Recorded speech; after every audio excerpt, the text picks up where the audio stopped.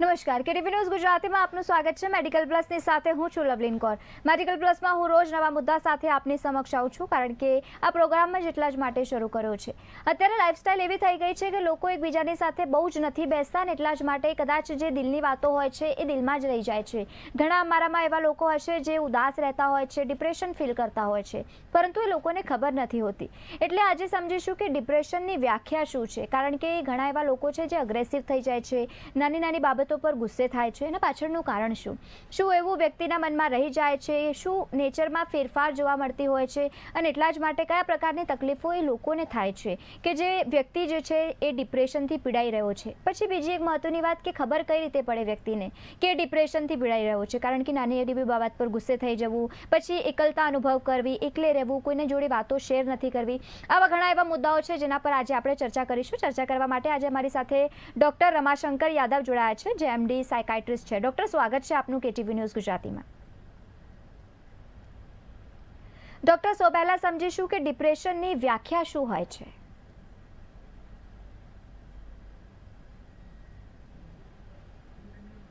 Doctor, આપનો અવાજ mute છે, એને અનમ્યુટ કરશો?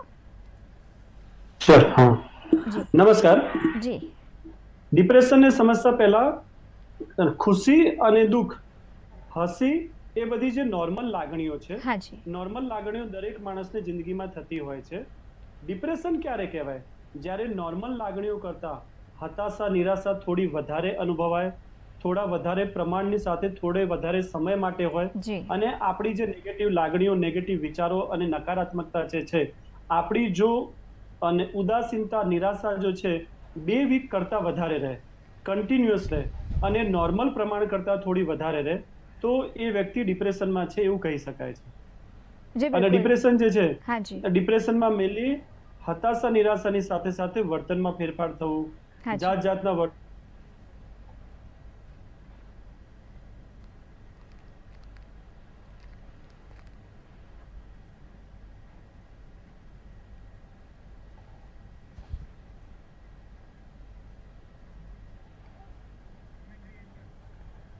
તો ડિપ્રેશનથી જ્યારે ઘણા લોકો પીડાતા હોય છે, ખાસ કરીને અત્યારે યુવા ધન જે હોય છે એ ડિપ્રેશનમાં બહુ જલ્દી જતા રહે છે, એના પાછળનું કારણ શું?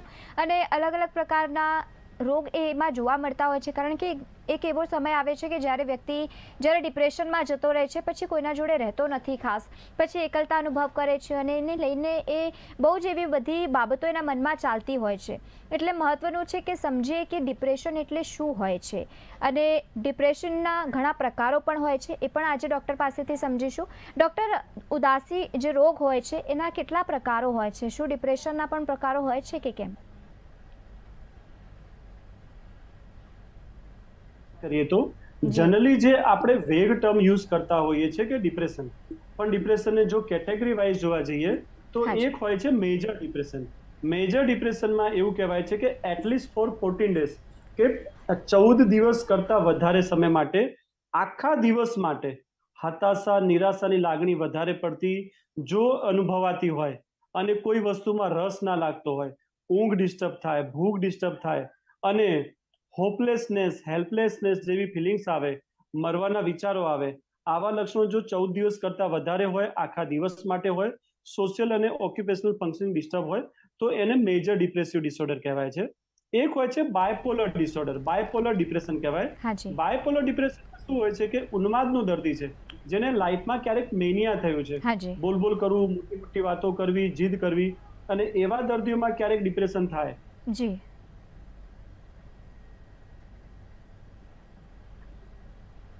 હા જી નોર્મલ મેજર ડિપ્રેશનની ટ્રીટમેન્ટ જુદી હોય છે, અને બાયપોલર ડિપ્રેશનની ટ્રીટમેન્ટ જી જુદી હોય છે, કેમ કે બાયપોલર ડિપ્રેશન વાળો દર્દી ગમે ત્યારે મેનિયામાં સ્વિચ થઈ શકે છે, ગમે ત્યારે ઉન્માદમાં જઈ શકે છે, તો જી એની ટ્રીટમેન્ટ જુદી હોય છે। બીજું સાયકોટિક ડિપ્રેશન હોય છે, કે કેટલાક દર્દીઓને ડિપ્રેશનની સાથે સાથે શંકાની બીમારીના લક્ષણ હોય છે, જી ગાંડપણ કે વિચારવાયુની બીમારીના લક્ષણ હોય છે, હા તો જી એને સાયકોટિક ડિપ્રેશન કહેવાય। હા બીજું જી છે જે seasonal affective disorder, seasonal depression. કેટલાક લોકોને શિયાળાની શરૂઆતમાં ડિપ્રેશન થતું હોય, જેમ કે નવેમ્બર ડિસેમ્બરમાં, કેટલાક લોકોને મે જૂનની ગરમીના સમયમાં ડિપ્રેશન થતું હોય, હા જી કેટલાક લોકોને પર્ટિક્યુલર સિઝનમાં ડિપ્રેશન થતું હોય, એને સિઝનલ ડિપ્રેસિવ ડિસઓર્ડર કહેવાય છે। કેટલાક લોકોને ડિસથાઇમિક ડિપ્રેશન હોય, ડિસ્થાઇમિયાનો મતલબ એ થાય કે 2 વર્ષ જી 2 વર્ષ કે તેથી વધારે સમયના ગાળા માટે ડિપ્રેસિવ સિમ્પટમ્સ હોય, અને ડિપ્રેશન એટલું વધારે વધઘટ ના થતું હોય, મોટા ભાગની ફ્રીક્વન્સી સેમ ને સેમ જ રહેતી હોય. એટલે ડિપ્રેસિવ સિમ્પટમ્સ હોય અને ડિપ્રેસિવ સિમ્પટમ્સ લાંબા ટાઈમ માટે રહેતા હોય. એને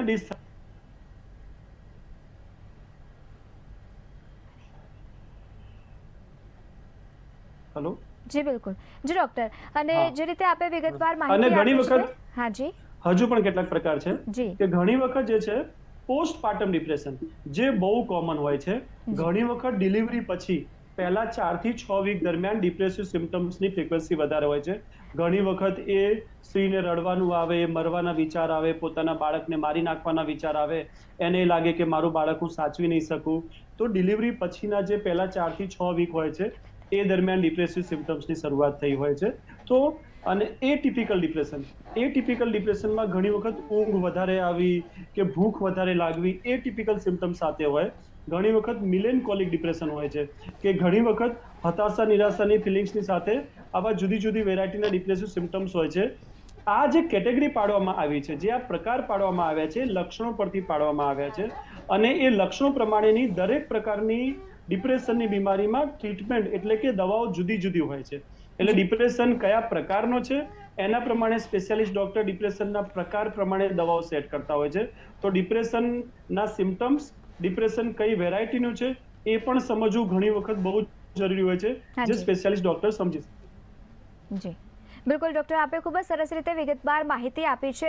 હવે સમજીશું કે કઈ ઉંમર એવી હોય છે કે જ્યારે લોકો ડિપ્રેશન અનુભવ કરતા હોય છે, કારણ કે અત્યારે તો જે સામાન્ય બાળકો પણ હોય છે 12, 15, 18 વર્ષના, એ લોકો પણ ડિપ્રેશનનો અનુભવ કરતા હોય છે. એટલે ડિપ્રેશન તો કોઈને પણ કોઈ પણ ઉંમરમાં થઈ શકે છે. નાના બાળકોથી લઈને 90 વર્ષ સુધીની એજમાં કોઈ પણ એજમાં ડિપ્રેશન થઈ શકે છે. અને ડિપ્રેશન જે છે જનરલી જે છે 15 થી 45ની એજ ગ્રુપમાં વધારે પ્રમાણમાં જોવા મળે છે. જો પર્સન્ટેજ વાઇઝ જોવા જઈએ તો એ એજ ગ્રુપ જે છે સૌથી વધારે વલ્નરેબલ ગ્રુપના છે. અને સ્ત્રીઓમાં, ફિમેલમાં ડિપ્રેશનનું પ્રમાણ પુરુષો કરતાં વધારે હોય છે. અને 20 થી 40 એજ ગ્રુપ વાળી જે ફિમેલ છે, જે હોર્મોનલ ડિસ્ટર્બન્સ એ એજમાં વધારે હોય છે, તો એ એજ ગ્રુપ વાળી ફિમેલમાં પણ ડિપ્રેશનનું પ્રમાણ વધારે હોય છે. આજકાલ જે જીવનશૈલી થઈ ગઈ છે, પરિવાર છે, પરિવારમાં જે ડિસ્ટર્બન્સ આવી ગયું છે કે વૃદ્ધ વડીલો એકલા રહે છે, તો ઘણી વખત વૃદ્ધોમાં પણ જે પાસ્ટ કરતા અત્યારે ડિપ્રેશનનું પ્રમાણ વધી ગયું છે. એકલા રહે છે, ઘણા ઘરમાં રહે છે, ફેમિલીથી દૂર રહે છે, એટલે સોશિયલ આઇસોલેશન કહેવાય. સોશિયલ આઇસોલેશનના કારણે હવે વૃદ્ધોમાં પણ ડિપ્રેશનનું પ્રમાણ વધતું જાય છે. જુદા જુદા એજ ગ્રુપમાં જુદા જુદા રીઝન્સના કારણે ડિપ્રેશનનું પ્રમાણ વધતું જાય છે. આજકાલ જો આપણે જોઈએ તો યંગસ્ટર જે છે, સ્ટુડન્ટ્સ જે છે, સુસાઇડ કરતા હોય છે. મોટા ભાગના જે સુસાઇડના કેસીસ હોય છે એમાં ડિપ્રેશન જ એક પ્રાઇમરી કારણ હોય છે. અને ડિપ્રેશનનું રીઝન ઘણું બધું હોય છે. સોશિયલ વસ્તુ હોય, રિલેશનશિપ સાથે જોડાયેલી વસ્તુ હોય, સ્ટડી સાથે જોડાયેલું પ્રેશર હોય. તો સ્ટુડન્ટમાં પણ ઘણી ખરી વખત અત્યારે જોવા જઈએ તો ડિપ્રેશન અને સુસાઇડના કેસો પણ વધી રહ્યા છે. બિલકુલ બિલકુલ ડૉક્ટર, જે દરમિયાન વ્યક્તિને ડિપ્રેશન અનુભવ થાય, સૌપ્રથમ એના લક્ષણો કઈ રીતના હોય છે કે વ્યક્તિને ખબર પડે કે ડિપ્રેશન એથી પીડિત છે? હવે ડિપ્રેશનમાં સૌથી પહેલા માનસિક લક્ષણોની વાત કરીએ તો માનસિક લક્ષણોમાં નિરાશા રહેવી, હતાશા રહેવી, કોઈ પણ પ્રવૃત્તિમાં રસ ના લાગવો. જેમ કે રૂટીન ડે ટુ ડે પ્રવૃત્તિઓ છે, નાવા ધોવાનું છે, ખાવા પીવાનું છે, લોકો સાથે વાતચીત છે, વ્યવહાર છે, એક પણ પ્રવૃત્તિમાં રસ ના લાગવો, ભણવામાં રસ ના લાગવો, નોકરી ધંધામાં જવાની ઈચ્છા ના થવી, લોનલીનેસ, એકલા પડી ગયા છે એવી ફિલિંગ્સ થાય, પાડોશી જોડે વાત ના કરે, ફેમિલી મેમ્બર જોડે વાત ના કરે, ઘરની બહાર ક્યાંય જાય નહીં. એટલે કે વ્યક્તિના નાના નાના રૂટીન્સમાં ઘણા ફેરફાર આવ્યા હોય. આપણે જ્યારે ડિપ્રેશન વિશેની વાત કરીએ ત્યારે આ વસ્તુ ખાસ સમજવાની છે કે આપણા પરિવારમાં કે આપણી આસપાસ રહેતી વ્યક્તિમાં પહેલા કેવા હતા અને અત્યારે શું ફેરફાર થઈ રહ્યા છે, એવા નાના નાના વર્તન સાથે જોડાયેલા માનસિક જે ફેરફારો છે, માનસિક ફેરફારોને જોવા સમજવાની કોશિશ હંમેશા કરતા રહેવી જોઈએ. જો આપણી નજીકની વ્યક્તિમાં હોપલેસનેસ કે હવે કશું રહ્યું નથી, જોબ ગયા પછી બીજી જોબ નહીં મળે, કે રિલેશનશિપમાં ફેલર હોય, કે કોઈ પણ કારણસર હોપલેસ, હેલ્પલેસ, કોઈ મારી મદદ નહીં કરી શકે, હું આ સિચ્યુએશનમાંથી બહાર નહીં આવી શકું, ફોકસ ના કરી શકું, ધ્યાન ના રહેવું, એકાગ્રતા ના રહેવું, લખવા ભણવામાં પરફોર્મન્સ ઘટતું જવું, તો જુદી જુદી માનસિક ફરિયાદો જોવા મળે છે. બીજું શારીરિક ફરિયાદો પણ ડિપ્રેશનમાં ઘણીવાર જોવા મળે છે. જેમ કે ઘણીવાર વારે ઘડી માથાના દુખાવાની ફરિયાદ સાથે આવતા હોય છે. માથું દુખે છે પણ કોઈ કારણ મળતું નથી. જો વધારે વિગતમાં જોવા જઈએ તો એમને બીજા ડિપ્રેશનના લક્ષણો પણ હોય છે. માથાનો દુખાવો, હાથ પગનો દુખાવો, શરીરનો દુખાવો, ઉલટી ઉબકા, પેટનો દુખાવો, આવી જાત જાતની શારીરિક ફરિયાદો પણ ઘણા દર્દી કરતા હોય છે. સ્નાયુઓના અને સાંધાના દુખાવાની ફરિયાદ પણ ઘણા ડિપ્રેશનના પેશન્ટો કરતા હોય છે. બીજું સામાજિક ફેક્ટર. સામાજિક રીતે ઘણી વખત જે છે કે પરિવાર સાથેના સંબંધો તોડી નાખે છે, મિત્રો સાથેના સંબંધો તોડી નાખે છે. એટલે સામાજિક રીતે પણ ઘણું ખરું ઘર્ષણ થતું હોય છે. ઘણી વખત સંબંધોનું ઘર્ષણ વ્યસનનું પ્રમાણ વધારી દે છે. બીજું વસ્તુ છે વર્તનમાં ઘણી વખત અને પેલું આક્રમક વર્તન કરી દે છે. ઘણી વખત નાની નાની વાતમાં રોવા લાગવું, ઘણી વખત નાની નાની વાતમાં ચીડાઈ જવું, ઘણી વખત જેમ કે બાળકોમાં નાની નાની વાતમાં વસ્તુ પછાડવી, વસ્તુ તોડફોડ કરવી, ઘરેથી ભાગી જવું, પોતાની જાતને નુકસાન કરવા, જાત જાતના વર્તન સાથે જોડાયેલી ફરિયાદો પણ જોવા મળે છે. એટલે વર્તન જે છે કાં તો પોતાની જાતને નુકસાન કરે, કાં તો બીજાને નુકસાન કરે, કાં તો પોતાની જાતે જે વસ્તુ કરવી જોઈએ એ યોગ્ય રીતે ના કરે, વધુ પડતું આક્રમક થઈ જાય, વધુ પડતું જિદ્દી થઈ જાય, વધુ પડતું રિએક્ટ કરી નાખે, ઇમ્પલ્સિવિટી વધારે થઈ જાય. આવા વર્તન સાથે જોડાયેલી ફરિયાદો પણ વધારે રહે છે. એટલે જાત જાતની ફરિયાદો બાળકોમાં જે જોવા જઈએ તો બાળકોમાં વર્તન સાથે જોડાયેલી ફરિયાદો વધારે હોય. રડવા લાગવું, વસ્તુને ડિમાન્ડ કરવી, બાળકોમાં વર્તન સાથે જોડાયેલી ફરિયાદો વધારે રહે છે. સ્ત્રીઓના કેસમાં ઘણી ખરી શારીરિક ફરિયાદો વધારે રહે છે કે શરીર સાથે જાત જાતના દુખાવા અને હતાશા નિરાશાની સાથે પેટની સમસ્યાઓ, હાથ પગની સમસ્યાઓ ને એવી સમસ્યા વધારે રહે છે. વૃદ્ધના કેસમાં, વડીલોના કેસમાં ઘણી વખત સુસાઇડલ થોટ, શારીરિક ફરિયાદો અને એકલા પડી જવું, લોનલીનેસ, હેલ્પલેસનેસ, હોપલેસનેસની ફિલિંગ્સ, એ બધા લક્ષણો વધારે જોવા મળે છે. બિલકુલ જી બિલકુલ ડોક્ટર. અને કેટલાક કેસીસમાં વ્યસનનું પ્રમાણ વધી જાય છે. તો વ્યસન ના કરતા હોય અને ડિપ્રેશનમાં ગયા પછી જાત જાતના વ્યસન, દારૂ, ચરસ, ગાંજા, ભાંગ, અફીમ, જાત જાતના વ્યસનના રવાડે ચડી જાય છે કે હું શું કરું ને આમાંથી બહાર આવું, અને જાતે અથવા કોઈની સલાહથી જાત જાતના વ્યસન કરવા લાગે છે કે હું કશામાંથી બહાર નહીં આવું તો મારે વ્યસનનો સહારો લેવો છે. બિલકુલ બિલકુલ ડોક્ટર રમાકાંતજી, હવે એવું સમજીશું કે જે દરમિયાન વ્યક્તિ પોતે ડિપ્રેશનમાં જતો રહ્યો છે તો એવા સમયમાં પરિવારવાળા જે લોકો હોય છે, ફેમિલી મેમ્બર્સ કઈ રીતે એને હેલ્પફુલ બની શકે છે, કઈ રીતે મદદ કરી શકે છે, અને ફેમિલી મેમ્બર્સનો એવા સમયમાં સ્વભાવ કેવી રીતે રાખવો? સૌથી પહેલા કે એ વ્યક્તિ જે છે, વ્યક્તિ ડિપ્રેશનમાં છે, એ જ્યાં સુધી ફેમિલી મેમ્બર્સ સમજશે નહીં ત્યાં સુધી એનો પરિવાર એને હેલ્પ નહીં કરી શકે. આપણા સમાજમાં ઘણી વખત નાની નાની ફરિયાદો ઉપર ફોકસ જ નથી કરતા. બાળક ગુમસુમ છે કે વ્યક્તિ ગુમસુમ છે કે વ્યક્તિ રડે છે કે વ્યક્તિમાં જાત જાતની ફરિયાદો છે, એને સમજવાની કોશિશ જ ફેમિલી નથી કરી શકતી. તો જો પરિવાર મદદ કરી શકે, પણ પરિવાર મદદ ક્યારે કરી શકે? જ્યારે પરિવાર એના વર્તનમાં ફેરફાર થઈ રહ્યો છે એ વસ્તુ મહેસૂસ કરશે. તો સૌથી પહેલા પરિવારે સમજતા શીખવું પડશે કે મારું ફેમિલી મેમ્બર ડિસ્ટર્બ છે. જો પરિવાર સમજશે તો જ પરિવાર હેલ્પ કરી શકશે. જો વ્યક્તિનું પરિવાર એને સમજી શકે છે તો વ્યક્તિનું પરિવાર, સૌથી પહેલી વસ્તુ કે ખોટી રીતે ટોન ના મારવું, ખોટી રીતે ઉતારી ના પાડવું, નાની નાની વાતમાં એને દરેક વસ્તુ માટે બ્લેમ ના કરવું કે તારા કારણે જ આવું થાય છે, તું નકામો છે, તું આળસુ છે, તું જાણી જોઈને કરે છે. એટલે ખોટી રીતે ઉતારી ના પાડવું, એને સાથ આપવો, સહકાર આપવો, એની જે પીડા છે, એનું જે દુઃખ છે, એની જે બીમારી છે, એની જે સમસ્યાઓ છે એને સાંભળવાની કોશિશ કરવું. સૌથી પહેલી વસ્તુ કે ઘણી વખત પોતાના મનમાં ચાલતી લાગણીઓ કોઈ ફેમિલી મેમ્બર કે નજીકના વ્યક્તિ સામે વ્યક્ત કરી દે તો પણ લોકોનું ઘણું ખરું ડિપ્રેશન ઘટી જતું હોય છે. તો લાગણીઓ વ્યક્ત કરવા માટે, લાગણીઓ સાંભળવા માટે ફેમિલી સપોર્ટ કરી શકે છે. લાગણીઓ સાંભળ્યા પછી, જે ફરિયાદો સાંભળ્યા પછી યોગ્ય માર્ગદર્શન માટે, જેમ કે ડોક્ટર પાસે લઈ જવા માટે ફેમિલી સપોર્ટ કરી શકે. ઘણી ખરી વખત જો સમજણ શક્તિ વાળું જો ફેમિલી મેમ્બર છે, જો વધારે જાણકાર ફેમિલી મેમ્બર છે તો ઘણી વખત માનસિક રીતે સપોર્ટ આપે છે, હૂંફ આપે છે, જેના કારણે પણ એ લોકોને એવું લાગે છે કે હું અને એકલો નથી પડી ગયો, મારો પરિવાર કે મારું ફેમિલી મેમ્બર મારી સાથે છે. યોગ્ય રીતે ડોક્ટર પાસે લઈ જવું, યોગ્ય ટ્રીટમેન્ટ સાથે જોડાયેલી વાતો સાંભળવી અને સમજવું, નકારાત્મક વિચારોમાંથી બહાર લાવવા, આ દરેકે દરેક પાસાઓમાં જો ફેમિલી મેમ્બરનો સપોર્ટ સારો હોય, દવાઓ નિયમિત લેવામાં, કેટલાક ડિપ્રેશનના દર્દીઓ દવાઓ નિયમિત લેતા નથી, જો ફેમિલી મેમ્બર સપોર્ટ કરે તો ઘણી વખત દવાઓ આપવામાં પણ સપોર્ટ કરતા હોય છે. એટલે જો ફેમિલી મેમ્બરનો સાથ અને સહકાર સારો હોય જી તો દર્દી ડિપ્રેશનમાંથી સારી રીતે અને જલ્દી બહાર આવી જાય છે. ડિપ્રેશન ક્રોનિક નથી થઈ જતું, ડિપ્રેશન લાંબા ગાળાનું નથી થઈ જતું અને ડિપ્રેશન ઘણી વખત જીવલેણ નથી થઈ જતું. જ્યાં હાજી ફેમિલીનો સહકાર નથી મળતો એવા કેસીસમાં સુસાઇડના કેસીસ વધારે હોય છે. જો આપણે જેટલા પણ ન્યૂઝપેપરમાં કે જુદા જુદા માધ્યમોથી સુસાઇડના કેસીસ વિશે સાંભળીએ છે, એ દરેક કેસમાં એક વસ્તુ કોમન આવે છે કે એ વ્યક્તિ પોતાની લાગણી કોઈ ફેમિલી મેમ્બર કે નજીકના માણસને વ્યક્ત ના કરી શકે, જી અથવા તો એની નજીકની વ્યક્તિ એ લાગણીને સમજી ના શકે. જો ફેમિલી મેમ્બર આ બીમારી છે એવું સમજશે, જો બીમારીમાં સારવારમાં સહકાર આપશે, તો ચોક્કસ રીતે જે તે વ્યક્તિ ડિપ્રેશનમાંથી બહાર પણ આવી જશે અને સુસાઇડના જે બનતા બનાવો છે, જી સુસાઇડના બનતા બનાવો આપણે રોકી શકીશું. બિલકુલ બિલકુલ ડૉક્ટર, અને હવે સમજીશું કે ડિપ્રેશન એમાં રિસ્ક ફેક્ટર કયા કયા છે? હવે ડિપ્રેશનમાં સૌથી મોટું રિસ્ક ફેક્ટર તો સુસાઇડ જ હોય છે, જેમ મેં વાત જી કરીએ. ડિપ્રેશનમાં ઘણી વખત સુસાઇડની કોશિશ કરતા હોય છે. જો માણસનો જીવ બચી જાય તો પણ કાયમી ખોડખા પણ રહેતી હોય. હાજી ઘણી વખત લોકો એવું કહેતા હોય છે કે સુસાઇડની કોશિશ કરતા હોય કે સુસાઇડના વિચારો આવતા હોય એ વ્યક્તિ વ્યક્ત નથી કરતું. એ ખોટી માન્યતાઓ છે. મોટા ભાગના કેસીસમાં ડાયરેક્ટલી ઇનડાયરેક્ટલી વાતચીત અને વર્તન પરથી કેટલીક હિન્ટ આપતું હોય છે દર્દી કે યાર મજા નથી આવતી, જી યાર મને કશું કરવું જ નથી, યાર હું બધાથી કંટાળી ગયો છું. ઘણી વખત નાની નાની હિન્ટ આપતું હોય છે અને લોકો ટાળી જતા હોય છે. ઘણી વખત એવું થાય છે યાર બધાથી કંટાળી જવું છું, બધું છોડી દેવું છે. જી તો નાની નાની હિન્ટ આપતું હોય છે. ઘણી વખત યાર એવું થાય છે યાર તો મરી જઈએ સારું, કંટાળી ગયા છે.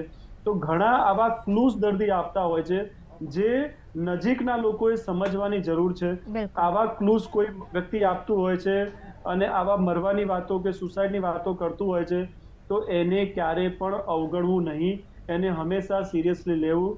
સુસાઇડ એ જે છે સૌથી મોટું રિસ્ક છે ડિપ્રેશનમાં. અને મોટા ભાગના જેટલા પણ સુસાઇડ આપણા દેશમાં કે દુનિયામાં થઈ રહ્યા છે, એમાંથી 80% કેસીસમાં સુસાઇડ કરનાર વ્યક્તિને ડિપ્રેશન હોય છે. જી આટલા મોટા પ્રમાણમાં ડિપ્રેશન હોય છે. એટલે સુસાઇડનું રિસ્ક જો આપણે ઘટાડવું હોય તો આપણે સુસાઇડ સાથે જોડાયેલી એક પણ વાત જો દર્દી કરતું હોય તો એને અવગણવું નહીં, એને ખાસ ફોકસમાં રાખવું, એને ખાસ એવા વ્યક્તિને એકલા ના પડવા દેવું. અને સુસાઇડનું રિસ્ક જે છે, અને જ્યારે વ્યક્તિ એકલું હોય ત્યારે સૌથી વધારે હોય છે. અને સુસાઇડનું રિસ્કમાં ઘણી વખત નાની નાની કોશિશ કરતું હોય છે, જેમ કે હાથ કાપવાની કોશિશ કરવું, દવાઓ ગળી જવી. એવા કેસીસમાં જે છે ઘણી વખત જીવ બચી જતો હોય છે. પણ જે હેંગિંગ કરતા હોય છે, ગળે ફાંસો ખાઈને લટકી જતા હોય છે, એવામાં મોર્ટાલિટી સૌથી વધારે હોય છે. ઘણી વખત 90 થી 100% કેસીસમાં મોર્ટાલિટી હોય છે. તો ખાસ આપણે આવા વ્યક્તિને અને એકલો પડવા દેવાનું નહીં. એની વાતમાં આવા ટ્રિકી શબ્દોને સમજવાની કોશિશ કરવાની છે કે જેથી ડિપ્રેશનના કારણે જે સુસાઇડનું રિસ્ક હોય છે એ સુસાઇડ કરતા કોઈ જીવને બચાવી શકાય, આપણા ફેમિલી મેમ્બરને બચાવી શકાય. બિલકુલ બિલકુલ. અને સાથે ડૉક્ટર હવે સમજીશું કે ડિપ્રેશનનું નિદાન કઈ રીતે શક્ય છે? હવે ડિપ્રેશનનું નિદાન માટે કોઈ બ્લડ રિપોર્ટ નથી, હાજી કોઈ સીટી સ્કેન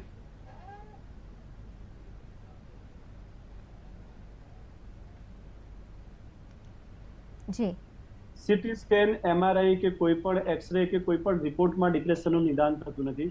ડિપ્રેશનનું નિદાન માનસિક બીમારીમાં મોટા ભાગની બીમારીમાં એવું હોય છે કે ડિપ્રેશનનું નિદાન લક્ષણો પરથી થાય છે. જી એની ડિટેલ હિસ્ટ્રી પેશન્ટ પાસેથી અને ફેમિલી મેમ્બર પાસેથી લેવી, એનું મેન્ટલ સ્ટેટસ એક્ઝામિનેશન કરવું. હિસ્ટ્રી અને મેન્ટલ સ્ટેટસ એક્ઝામિનેશન પરથી ડિપ્રેશનનું ડાયગ્નોસિસ કે નિદાન થાય છે.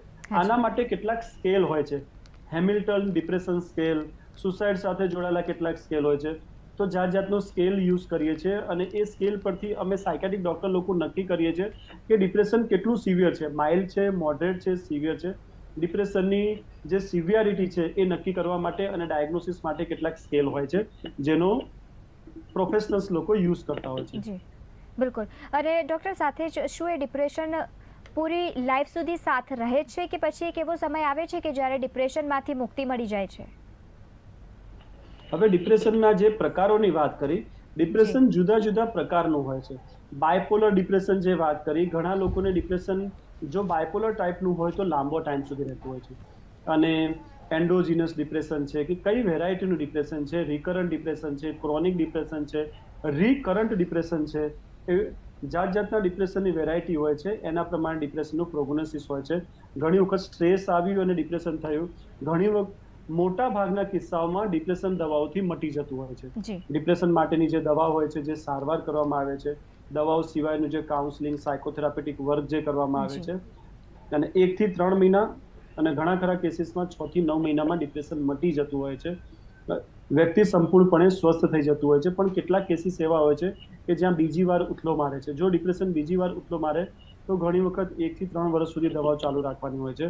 જો વારંવાર થતું હોય કે લાંબા ગાળાનું ડિપ્રેશન હોય અને ડિપ્રેશનની સાથે કેટલાક સાયકોટિક સિમ્પટમ્સ હોય અને એસોસિએટેડ બીજી કોઈ બીમારીઓ છે કે જુદા જુદા ફેક્ટર્સ છે જેના કારણે ડિપ્રેશન ક્રોનિક થાય છે, તો જે લાંબા ગાળાનું ડિપ્રેશન હોય છે, જે ક્રોનિક ડિપ્રેશન હોય છે, એવા જ દર્દીઓમાં જ એ બીમારીની સારવાર લાંબી ચાલે છે. એ સાયકેટ્રિક ડોક્ટર પ્રોગ્નોસિસ જે છે સારવારના રિઝલ્ટ પ્રમાણે અને બીજા એસોસિએટેડ ફેક્ટર પ્રમાણે નક્કી કરે છે કે આ વ્યક્તિને કેટલા સમય સુધી ડિપ્રેશનની સારવાર ચાલુ રાખવી. જે લોકોને રિકવરી 100% હોય, જે લોકોને સુધારો પૂરેપૂરો હોય, એવા દર્દીઓના કેસમાં 6 થી 9 મહિના કે વર્ષ સારા જાય તો ડિપ્રેશનની દવાઓ બંધ થઈ જાય છે. એટલે બધા જ કેસીસમાં આ લાઈફ લોંગ નથી હોતું. જી બિલકુલ. અને ડૉક્ટર, જે રીતે ડિપ્રેશનમાં કોઈ વ્યક્તિ દવા લઈ રહ્યો છે તો એ ડિપ્રેશનની દવાઓની સાથે સાથે શું એ અન્ય બીમારીની દવા પણ સાથે લઈ શકે છે? તેનું કોઈ સાઈડ ઇફેક્ટ થાય છે કે કેમ? સૌથી પહેલી વસ્તુ કે ડિપ્રેશન છે અને ડિપ્રેશનની દવાઓ ખાય છે, બીજી બીમારી છે તો બીજી બીમારીની દવા ખાય છે. જી તો આ દવાઓની સાથે બીજી દવાઓ પણ લઈ શકે છે. દરેક બીમારી માટેની દવાઓ ડિપ્રેશનની દવાઓની સાથે લઈ શકે છે. પણ કેટલીક દવાઓ કેટલાક ગ્રુપની દવાઓ સાથે રિએક્શન કરતી હોય છે. હાજી. તો અમુક દવાઓ એવી હોય છે દરેક બીમારીઓમાં કે જે બીજી દવાઓ સાથે રિએક્શન કરતી હોય છે. તો જ્યારે પણ શારીરિક બીમારીઓ ઘણી બધી હોય, 2-4 જાતની શારીરિક બીમારીઓ હોય, તો સ્પેશિયાલિસ્ટને બતાવીને કે આ બીમારીની દવા ચાલે છે, સ્પેશિયાલિસ્ટને પૂછપરછ કરીને જ જો દવાઓ ચાલુ કરવામાં આવે તો બીજી દવાઓ સાથે રિએક્શન ના થાય, બીજી દવાઓ સાથે આડઅસર ના થાય, એ ગણતરી રાખીને ડોક્ટરો દવા ચાલુ કરતા હોય છે કે જેથી 2 અથવા 3 બીમારીઓ હોય અને એની સાથે ડિપ્રેશનની દવાઓ જો લાંબા ટાઈમ સુધી કે કાયમી ખાવી પડે તો પણ કોઈ આડઅસર ના થાય. એવું એટલે ક્યારે પણ જો બીજી બીમારી હોય તો ક્યારે પણ પોતાની રીતે ગૂગલ ઉપર સર્ચ કરીને કે પોતાના અધકચરા નોલેજનો યુઝ કરીને જાતે ડિપ્રેશનની દવાઓ ચાલુ ના કરવી. સ્પેશિયાલિસ્ટ ડોક્ટરને પૂછીને પોતાની બીમારી વિશેની પ્રોપર સમજ આપીને ડોક્ટરની સલાહથી દવાઓ ચાલુ કરવી, જેથી કોઈ દવા બીજી દવા સાથે રિએક્શન ના કરે. એ ગ્રુપની સારામાં સારી દવાઓ ડોક્ટરો ચાલુ કરતા હોય છે. જી બિલકુલ. ડૉક્ટરની સાથે સાથે સમાજમાં ડિપ્રેશનની ખોટી માન્યતાઓ કઈ કઈ છે?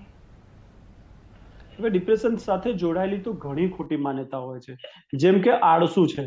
હવે ડિપ્રેશનમાં સૌથી પહેલી વસ્તુ એ છે કે મન અંદરથી ખુશ નથી, મન અંદરથી મોટિવેશન નથી આપતું, એ મોટિવેશન હોય છે. મન અંદરથી જ ઉત્સાહ નથી જગાડતું, એટલે માણસ આળસુ થઈને બેઠો છે. એ ડિપ્રેશનનું એક લક્ષણ છે. ડિપ્રેશનના કારણે પેલો ગુમસુમ થઈને બેઠો છે. જો ડિપ્રેશનમાં સુધારો થાય તો એ માણસ એ પરિસ્થિતિ એ આળસમાંથી બહાર આવી જાય. પણ એ બીમારીનું લક્ષણ ના સમજીને એને આળસુ પ્રકૃતિનો માણસ સમજી જાય છે. તો સૌથી પહેલી વસ્તુ તો આ છે કે લોકો આળસુ સમજે છે, ઢોંગ કરે છે. ડિપ્રેશનમાં જે લક્ષણો થતા હોય રિપોર્ટમાં ના આવે, રિપોર્ટમાં ના આવે એટલે ઘણી વખત લોકો સમજે નહીં અને લોકો એવું કહેતા હોય છે કે શરીરથી તો સાજો છે અને બહારથી દેખીતી રીતે કશું લાગતું નથી, આ નાટક કરે છે, આ ઢોંગ કરે છે. પછી ઘણી વખત એવી માન્યતાઓ હોય છે કે આ કોઈ બહારનું હવા છે, બહારનું વળગાડ છે ને એવી બધી લોકોમાં માન્યતા હોય છે. અને બહારના વળગાડને એના કારણે એ લોકો ડામ દેતા હોય છે, જાત જાતના દોરાને વિધિ કરાવતા હોય છે. જેમ શરીરમાં જાત જાતની હાર્ટની, લીવરની, કિડનીની જાત જાતની બીમારીઓ હોય છે, એમ મગજ સાથે જોડાયેલી એક બીમારી છે. મગજ આપણા શરીરને, મનને, વિચારોને બધું કંટ્રોલ કરતું એક સેન્ટર છે અને મગજના જુદા જુદા સેન્ટર્સમાં જુદા જુદા કેમિકલ રસાયણો હોય છે. એમાં થતા ફેરફારના કારણે ડિપ્રેશન થાય છે અને ડિપ્રેશન એક બીમારી છે. એ ના સમજીને લોકો ભૂત ભુવા પાસે જાય છે અને જુદી જુદી જગ્યાએ જાય છે, જેના કારણે ખોટી ગેરમાન્યતાઓના કારણે સમય બગાડે છે અને સમય બગાડીને ઘણી વખત આ બીમારીને જટિલ બનાવી દે છે અને જેના કારણે આ વ્યક્તિમાં ઘણી વખત આ બીમારીઓ જીવલેણ થઈ જાય છે. જેમ કે પોસ્ટપાર્ટમ ફેઝમાં ઘણી ખરી પ્રસૂતિ પછી ડિપ્રેશન થતું હોય છે, લોકો સમજી શકતા નથી અને જાત જાતના દોરા ધાગા અને જાત જાતના ડામ ને બધું કરાવે છે અને પ્રસૂતિ પછીની સ્ત્રીની માનસિક હાલત ખરાબ કરી નાખે છે અને પોસ્ટપાર્ટમ ફેઝમાં ડિપ્રેશનમાં ઘણી ખરી સ્ત્રીઓ સુસાઇડ કરી લેતી હોય છે. જો યોગ્ય સારવાર મળે, જો આવી અને અંધશ્રદ્ધાઓ અને વહેમમાંથી બહાર આવવામાં આવે તો ઘણા ખરા જીવ બચાવી શકાય છે. બિલકુલ બિલકુલ ડૉક્ટર રમાશંકરજી, આપે ખૂબ સરસ રીતે ડિપ્રેશનને લાગતી માહિતી આપી છે. હવે આપ અમારા દર્શક મિત્રોને શું મેસેજ આપશો? આપના દર્શક મિત્રો માટે મારો એક જ મેસેજ છે કે ક્યારે પણ કોઈ પણ માણસના વર્તનમાં, વિચારોમાં, રહેણી કહેણીમાં કે કોઈ પણ રીતે કશું પણ ફેરફાર થાય છે, માનસિક બીમારીને સમજવાની બહુ જરૂર છે. આજકાલ જે રીતે લોકોમાં સ્ટ્રેસ વધી રહ્યું છે, જે પ્રમાણે ડિપ્રેશન વધી રહ્યું છે, તો માનસિક બીમારીને સમજવી બહુ જરૂરી છે. માનસિક બીમારીઓ પ્રત્યેનો સ્ટિગ્મા ઘણો હોય છે. ગાંડપણની બીમારી જુદી હોય છે, ડિપ્રેશન જુદું હોય છે. સાયકેટ્રિસ્ટ પાસે આવનાર દરેક વ્યક્તિ ગાંડું નથી હોતું. ગાંડપણની બીમારી જુદી હોય છે. એન્ઝાયટી, ડિપ્રેશન, ઓસીડી, જે જાત જાતના રૂટીન સાદી માનસિક બીમારીઓ છે, એમાં પણ લોકો શરમ, સંકોચ અને સ્ટિગ્મા રાખીને પ્રોપર સારવાર લેતા નથી. જો સ્ટિગ્માને દૂર કરીને આપણે યોગ્ય સારવાર લેવામાં આવે તો ડિપ્રેશન અને બીજી માનસિક બીમારીઓમાં જલ્દી સારવાર મળવાથી રિઝલ્ટ સારું મળે છે અને માણસની જિંદગી પણ બચાવી શકાય છે અને દવાઓ પણ બંધ થઈ શકે છે. બિલકુલ બિલકુલ ડૉક્ટર રમાશંકરજી, આપે ખૂબ સરસ રીતે માહિતી આપી છે. આપનો ખૂબ ખૂબ આભાર કે ટીવી ન્યૂઝ ગુજરાતી સાથે જોડાવા બદલ. નમસ્કાર. તો તમે પણ દર્શક મિત્રો જે રીતે જોયું કે આજકાલ લોકોને ડિપ્રેશનની ખૂબ જ વધારે સમસ્યા થઈ રહી છે ને તેના જ લીધે આજે આ સેશન લીધું હતું. કાલે ફરી મળીશું એક નવા મુદ્દા સાથે. ત્યાં સુધી જોતા રહો કે ટીવી ન્યૂઝ ગુજરાતી.